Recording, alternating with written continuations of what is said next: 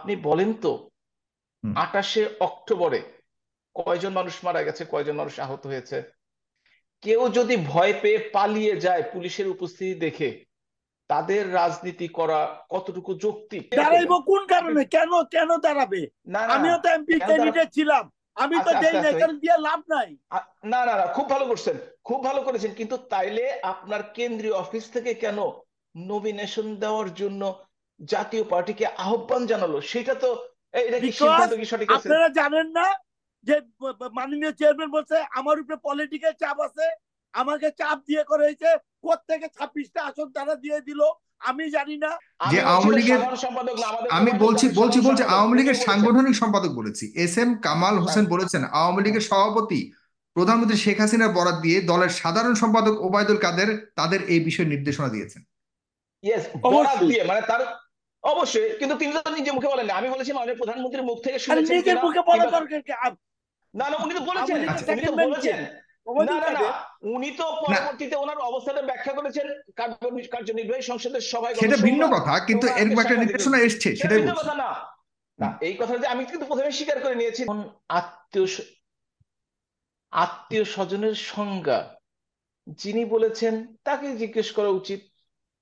আমি তো আমার মতো করে মতামত দিতে পারবো, কিন্তু সেটাই তিনি মিন করেছেন কিনা সেটা তো আমি আসলে জানি না। হুম। সুতরাং এ ব্যাপারে কোনো মন্তব্য করা ঠিক হবে না। তবে এটা আমি খুব ভালো করেই বুঝি যে ফার্স্ট লাইন রিলেশন থাকে, সেকেন্ড লাইন রিলেশন থাকে, ডিস্টেন্ট রিলেশন থাকে। এটা শুধু আমাদের সমাজে না, প্রত্যেকটি সমাজেই আছে।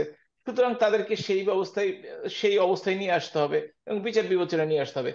একটা কথা কিন্তু আমি হুম। খুব মানে বলতে চাই এভাবেই, যে উনি ওনার অবস্থান থেকে সরে এসেছেন।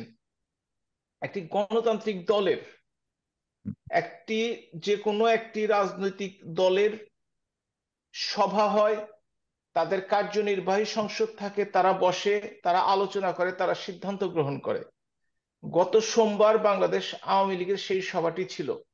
সেই সভা থেকে একটি কথা উচ্চারিত হয়নি উপজেলা নির্বাচন সম্বন্ধে, এবং সাংবাদিক সম্মেলন থেকে পরবর্তীকালে এ ব্যাপারে তেমন কোনো কথাই বলা হয়নি। হ্যাঁ, হুম। আমাদের পার্টির সাধারণ সম্পাদক কয়েকবার কথাটি বলেছিলেন, কিন্তু মাননীয় প্রধানমন্ত্রী সরাসরি এটি উচ্চারণ করেছেন কোন সভায় হুম। আজকে পর্যন্ত কিন্তু আমি জানি না। সুতরাং অবস্থানে কি ছিলেন আর সেইখান থেকে সরে আসা, এই প্রশ্নটি কিন্তু এখানে আসে না। কারণ অবস্থান তো ব্যাখ্যা করবে আমার পার্টির মিটিং, পার্টির আলোচনা এবং পার্টির সিদ্ধান্ত। সেই সিদ্ধান্ত যখন সে সম্বন্ধে কোনো আলোচনা করেনি, তখন অবস্থান আগের মতোই স্পষ্ট আছে, এবং সেই অবস্থান নিয়ে আমরা আছি। আমরা যে কথাটি কিন্তু বলতে পত্রিকা তো চেয়েছি এসছে আমার, যে বিব্রতকর অবস্থা তৈরি হবে বলে এইসব কথা ওঠেনি, অনেকে এরকম বোঝাতে চায়। পত্রিকা কি বলবে, একটু পর আপনি কি বলবেন, মিডিয়া থেকে এই সব না, কথা যদি পত্রিকায় কাউন্টে আনে, এসছে, তাহলে কারণ কিন্তু পত্রিকা তাহলে বরাদ কিন্তু দিয়েছে আওয়ামী লীগ দেশও নেতাদেরকেই। চলবে না, মানুষও চলবে না। সুতরাং আপনারা কিন্তু যে কোনো কিন্তু মানুষ এটা যদি পত্রিকা লিখতেই ইমপ্লিমেন্ট পারে, করার ইচ্ছাই পত্রিকা থাকতো তাহলে তো লিখতেই আলোচনা পারে, হওয়ার কথা ছিল, পত্রিকা জনাব হাবিব মিল্লাহ। পত্রিকা লিখতেই পারে, লিখতেই না পারে। না, পত্রিকা পত্রিকা আওয়ামী লীগ প্রার্থীগণ, নেতাদের তা- নেতাদের তা- নেতাদের সাইটিং করে লিখেছে। এখন আমার প্রশ্ন হলো, হ্যাঁ, যদি এটাকে তারা ইমপ্লিমেন্ট ধারণা করে। করেছে, তারা ধারণা করেছে। সুতরাং ধারণা প্রসূত কোনো কথা নিয়ে আলোচনা করলে আসলে সময় নষ্ট হবে, সেইটি হুম। আমি করতে চাচ্ছি না। যে কথাটি আমি বলতে চাচ্ছি, আমি লোটন ভাইয়ের কথা সবসময় মনোযোগ দিয়ে শুনি এবং আতঙ্কে থাকি যে এরপরে কি বলবেন। যাই হোক, কিন্তু আমি কিন্তু কখনোই বলি নাই যে বাংলাদেশে বিরোধী দল নাই, আমি বলি নাই এটা। আমি বলেছি দায়িত্বশীল বিরোধী দলের অভাব রয়েছে বাংলাদেশে, এবং বিরোধী দলগুলো দায়িত্ব সঠিকভাবে পালন করছে না, এইটাই আমি বলেছি। দেখেন আপনি, এই জাতীয় পার্টির কথাই ধরি, এক সময় জেনারেল এরশাদ যখন জেলে ছিলেন, তারা 16 ভাগ ভোট পেয়েছে বাংলাদেশের, হাইয়েস্ট, মানে একদম বিপদে থাকা অবস্থায়। আর হুম। পরবর্তী নির্বাচনগুলোতে ভোট কমতে কমতে কমতে কমতে এবার এসে 3.5-এর কাছে এসে দাঁড়িয়েছে। সুতরাং এইটা শুধু অন্য কাউকে দোষারোপ না করে হুম। নিজেদের মধ্যে একটু আলোচনা করে দেখা উচিত, কেন আমরা বিড়াল হয়ে যাচ্ছি দিন দিন, কেন আমরা শক্ত পায়ে দাঁড়াতে পারি না।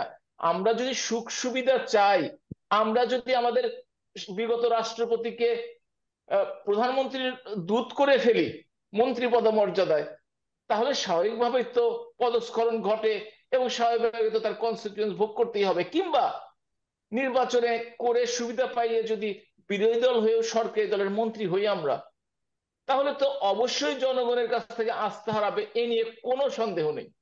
এবং সেই বিগত অবস্থায় নির্বাচনগুলো। তৈরি করেছেন আপনারা, সরকার তৈরি করেছে, যেটা হাবিবুর রহমান হাবিব বলতে না, চাচ্ছেন। সরকার না, এটা যদি আওয়ামী লীগের কথা বলেন সেটা তো বলতে পারেন। কোন দল চায় না যে তারা ভালো থাকতে? জাতীয় পার্টি চায়, বিএনপি চায়, আওয়ামী লীগ চায়। এই বুদ্ধির খেলা, এই রাজনৈতিক খেলায় যারা কম বুঝে তারা সেই দায়িত্বে তারা হেরে যাওয়ার সম্ভাবনা বেশি থাকে এবং তারা হেরে যায়। সুতরাং আপনি একদম যুধিষ্ঠিরের মতো বলতে পারেন না আপনারা কেন এই কাজটি করলেন। এই কাজটি যখন বিএনপি ক্ষমতায় ছিল তখনও করার চেষ্টা করেছে, জাতীয় পার্টি যখন ক্ষমতায় ছিল সব দল নিয়ে জাতীয় পার্টি গঠন করেছে, বিএনপি যখন দল গঠন করেছে সব দল নিয়ে জাতীয় গঠন করেছে। সুতরাং এটা শুধু একটা দল না, এটা সমস্ত দলই এই কাজগুলো করেছে। আপনি এখন চিন্তা করে দেখেন যে ওই যে আমি তো আগেই ব্যাখ্যা দিয়েছি যে মাননীয় প্রধানমন্ত্রী এ ব্যাপারে একটি কথা বলেন নাই, সুতরাং তিনি কথা কেউ শোনে কি শোনে না এটা অবান্তর একটি কথা। যিনি বলেনই নাই তার কথা শুনছে না, এই ধরনের মন্তব্য করা আসলে কোনটা বিরোধিতা, বলেন? ঠিক আছে। কিন্তু কিন্তু সরাসরি এই নির্দেশনা যে দিয়েছেন স্পষ্টভাবে যে মন্ত্রী এমপিদের পরিবারের কেউ যেন। কবে তিনি নির্দেশনা দিয়েছেন? এটা ওবায়দুল কাদের ভাই বলেছেন। না না আপনি না, ওনার প্রধানমন্ত্রী কাছে বলুন। বলেছেন, প্রধানমন্ত্রী বলেছেন, আমি আমি ওনার আপনাকে একটা দেখাতে পারবো, প্রধানমন্ত্রী বলেছেন। এবং পরে আপনাকে আপনাকে যারা সহযোগিতা করছে তাদের কাছ থেকে একটু পেপার কাটিংটা নিয়ে আসেন, আমি একটু এক্ষুনি স্ক্রিনে নিচ্ছি, দেখান। আপনি কথা বলতে থাকুন, হ্যাঁ, নেন, এক্ষুনি আপনি আমি কথা কথা বলতে বলতে থাকুন, থাকি। দিচ্ছি। আর হুম। 7ই জানুয়ারিতে যে নির্বাচনটি হয়েছে বাংলাদেশে এ যাবৎকালের সবচেয়ে শান্তিপূর্ণ নির্বাচন হয়েছে, এ নিয়ে কোনো অস্বীকার করার কোনো কারণ নাই। নির্বাচনে কে অংশগ্রহণ করে? জাতীয় পার্টি 26টিতে নেগোসিয়েশন করে এসছে, পরে সেই 26টি উঠে আনতে পারেনি, এটা তো কাউকে দোষ দেওয়া যাবে না। যদি 26টি উঠতো তখনই না আওয়ামী লীগকে দোষ দিলেন যে আওয়ামী লীগ নেগোসিয়েশন করে জাতীয় পার্টিকে উঠিয়ে এনেছে, নিজেরা উঠে গেছে। কিন্তু নিজের যোগ্যতায় উঠতে হয়েছে সকলকে। আর আরেকটি কথা, পাকিস্তানের প্রধানমন্ত্রী এই যে নওয়াজ শরীফের ভাই, যিনি কয়দিন আগে ব্যবসায়ীদের সম্মেলনে বলেছেন এক এক সময় বাংলাদেশকে অর্থাৎ পূর্ব পাকিস্তানকে আমরা বোঝা মনে করতাম, আমাদের কিন্তু বন্ধু রাষ্ট্র নয়, বিশেষ করে আওয়ামী লীগের সাথে সম্পর্ক বেশ ভালো না, জি। কিন্তু তিনি কিন্তু বলেছেন যে বাংলাদেশের বোঝা মনে করতাম, এখন তাদের দিকে তাকিয়ে থাকতে হয়। সুতরাং বিরোধী দল বিরোধিতা করতেই পারে, আর যখন উন্নয়নের কথা বলা হয় তখন পদক প্রবর্তনের কথা বলা হয়, হ্যাঁ খুব ভালো কাজ, বিভিন্ন ধরনের জাতীয় পদক দেওয়া, তাতে কোনো আপত্তির কিছু নাই। আর কোন কোন শিল্প প্রতিষ্ঠান ছোটখাটো পৃথিবীর সব দেশেই হয়ে থাকে, কিন্তু সেইটা বিস্তৃত করার জন্য কোন কোন সরকার ভূমিকা নিয়েছে কিনা সেটাও কিন্তু আমাদের খতিয়ে দেখার দরকার আছে। সুতরাং আমরা মনে করি যে 62 জন এমপির মধ্যে 58 জন আওয়ামী লীগ হলেও 4 জন কিন্তু ওই 20 দলীয় জোট বা সরাসরি বিএনপি থেকে 2 জন নির্বাচিত হয়েছেন। তারা যদিও পরবর্তীকালে বহিষ্কার হয়েছেন সে কথাটাই ঠিক, কিন্তু সুতরাং যেখান থেকে যারা যোগ্য তারাই কিন্তু নির্বাচন হয়েছে। আমরা জি এম কাদের সাহেবের প্রতি আমাদের অবশ্যই শ্রদ্ধা আছে, উনি ভালো বলেন, কিন্তু হেরে গেলে নিজের দলকে নিজের গ্রুপকে টিকিয়ে রাখার জন্য কিছু কথা বলতে হয়, জনপ্রিয়তা ধরে রাখার জন্য। তিনি হয়তো সেভাবেই সেই রাজনীতি করেছেন এবং সেই নিয়ে আমরা কথা বলছি। রাজনীতি এটাই, রাজনীতি এগুলোর সমস্ত কিছু মিলিয়ে খেলা। সুতরাং এই খেলা খেলতেই হবে, এই খেলায় খেলছে সবাই। আশা করি দেখতে পাচ্ছেন আপনি, সব পত্রিকাতে হ্যাঁ, এসছে, আমি জাস্ট যেটা সামনে এসছে হ্যাঁ, এটাই ইয়ে করছি। হ্যাঁ, এমপি হ্যাঁ, মন্ত্রীদের বলেন আত্মীয় কবে স্বজনদের দিয়েছে। প্রার্থী হতে হ্যাঁ, প্রধানমন্ত্রীর মানা। আপনি একটু এবং নিচে যান, নিচে যান, নিচে কেউ যান, যাতে নিচে এই যান, যে লেখেন, এটা আমি দেখেন, কেউ যাতে নির্বাচনী পরিবেশ না করে এবং নিচে সে যান, বিষয়ে আপনি সতর্ক আগে থাকতে নিচে যান, কঠোর আর নির্দেশনা একটু নিচে দিয়েছেন। যান। আপনি নিচে যান একটু, নিচে কি হ্যাঁ, নিচে লেখা গেলাম। আছে দেখেন, নিচে যান কি লেখা আছে দেখেন। আসন্ন উপজেলা নির্বাচনকে হ্যাঁ প্রভাবমুক্ত বলেন। রাখতে আওয়ামী লীগের এমপি হ্যাঁ, মন্ত্রীদের আত্মীয় তাহলে কে বলেছে স্বজনদেরও। শুনেন। হুম। হ্যাঁ, এই দেখেন আমার কথাটি সঠিক কিনা দেখেন, আপনি পড়ে যান পুরো, এই আর নিচে 2টা লাইন পড়েন, তাহলে বুঝবেন আমার কথাটি সঠিক কিনা। পত্রিকা না, শুধু আপনি হেডলাইন দেখবেন আপনি না, প্রশ্ন ভিতরের কথাগুলো করেছেন পড়বেন। যে প্রধানমন্ত্রী শোনেন নির্দেশনা আমার কথা দিয়েছে শেষ, কিনা। আমার কথাটা হুম। শেষ করতে দেন, আমার কথাটা জি। শেষ করতে দেন। জি। আপনি দেখেন কে কথাটি বলেছে, আপনি দেখেন মাননীয় প্রধানমন্ত্রীর মুখে কোনোদিন শুনেছেন কিনা। আমি কিন্তু একদম পত্রিকা শেষ পর্যন্ত পড়ি, আপনার শুধু হেডলাইন দেখে এই এই জনপ্রিয়তা পাওয়া সম্ভব হতে পারে, না, এই যে কিন্তু এই যে এই এতে যে বিশ্বাস না, জন্ম। মুন্না ভাই, একটু একটু আসন্ন নির্বাচনে, আপনি আসন্ন আমি পড়ে শুনে, আমি আপনাকে লিখেছিলাম পড়ে শুনেছি, আমি শোনাচ্ছি হ্যাঁ, আপনার কথাটি। বলেন বলেন। হুম। আসন্ন উপজেলা পরিষদ নির্বাচনে প্রভাবমুক্ত রাখতে আওয়ামী লীগের এমপি মন্ত্রীদের আত্মীয় স্বজনের প্রার্থী হতে নিষেধ করেছেন দলীয় প্রধান শেখ হাসিনা। শোনেন, দলীয় কোন নিরসনে অংশ করতে এই সিদ্ধান্ত নেওয়া হয়েছে বলে ক্ষমতাসীন দলের যুগ্ম সম্পাদক বাহাউদ্দিন নাসিম জানিয়েছেন, মাননীয় হুম। প্রধানমন্ত্রী জানিয়েছেন। শোনেন, পড়বেন যখন পুরোটা পড়বেন, তো অর্ধেক আমি পড়বেন না, এটার এতে মধ্যে আমরা পার্থক্য বিভ্রান্ত কি? হই। এটা অবশ্যই মাননীয় না না না, প্রধানমন্ত্রী ঠিক বুঝতে আছে। শুনেন, এখন আপনি আমার কথা কোনটাকে শেষ করতে বলছেন যে দেন, আমার প্রধানমন্ত্রী কথা শেষ বলেনি আর। করতে দেন, আমার কথা হ্যাঁ, শেষ করতে দেন। জি শিওর। মাননীয় প্রধানমন্ত্রী এ ব্যাপারে একটি কথাই বলেছেন, সেটি হচ্ছে এই সোমবারের বর্ধিত সভায় এবং আজকের সাংবাদিক সম্মেলনে। এর বাইরে একটি কথাও তার মুখ থেকে আমরা শুনি নাই।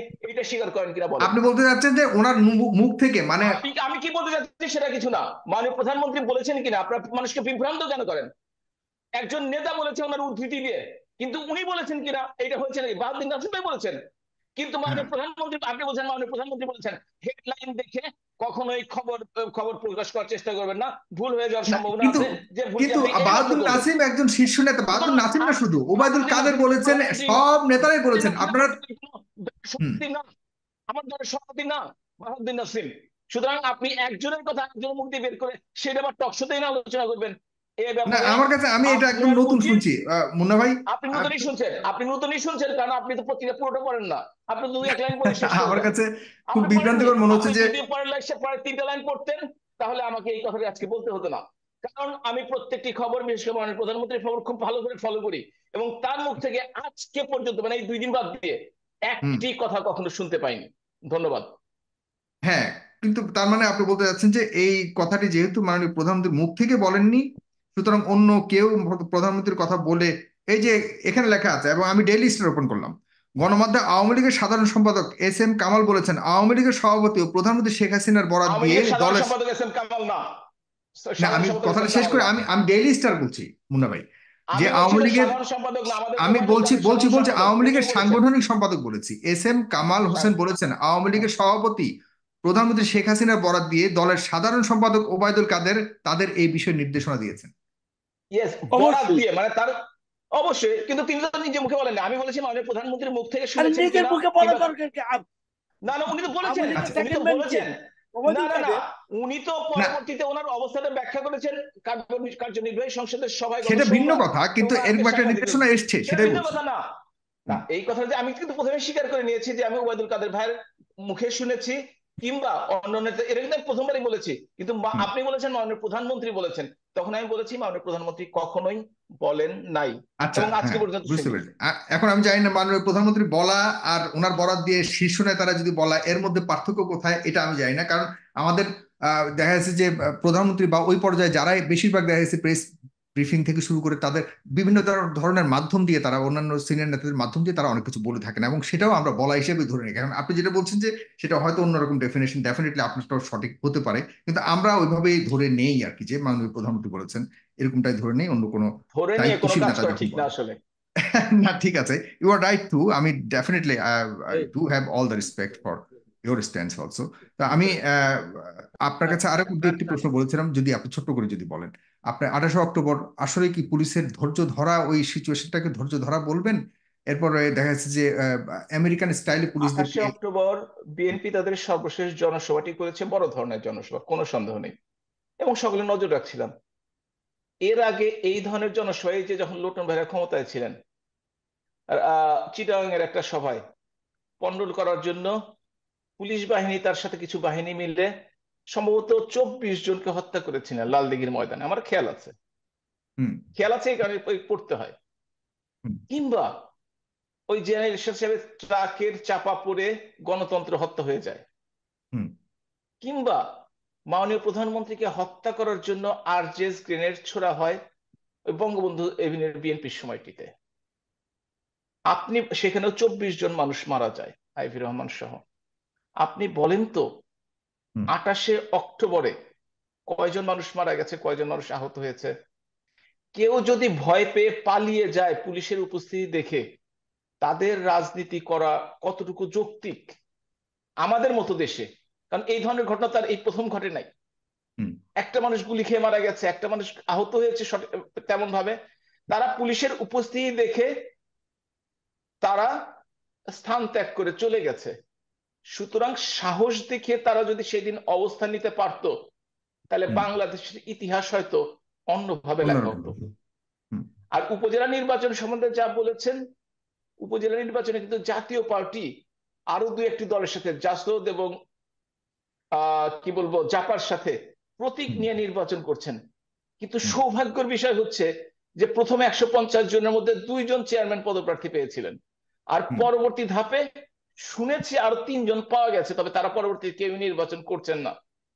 এইটা জাতীয় পার্টি ক্যান্ডিডেট খুঁজে পাচ্ছে না। আমার সত্যি দুঃখ লাগে। আমি না না শক্তি না না লক্ষ্য না, রয়েছে জাতীয় পার্টি ক্যান্ডিডেট পাচ্ছে না মানে এটা কি বললেন?